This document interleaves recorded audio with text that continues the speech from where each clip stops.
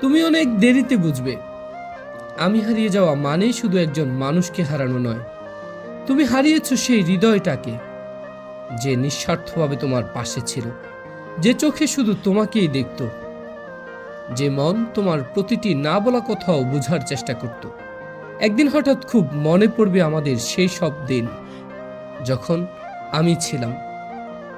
তখন হয়তো তোমার বুকের ভিতর এক অদ্ভুত শূন্যতা বাঁধবে, কিন্তু আমি তখন থাকবো না। আমি চলে যাওয়ার পর তুমি টের পাবে এই স্বার্থপর দুনিয়ায় নিখুঁত ভালোবাসা আসলে কতটা দুর্লভ।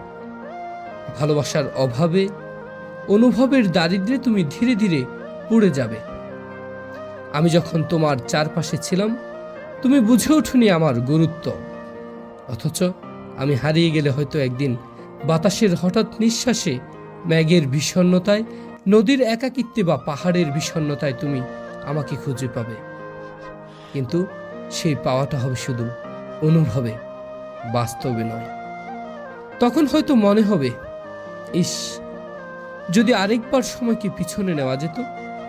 কিন্তু সময় তো আর কারোর জন্য থেমে থাকে না। মানুষ যখন চুপচাপ সরে যায় তখন সে আর আগের মতো ফিরে না।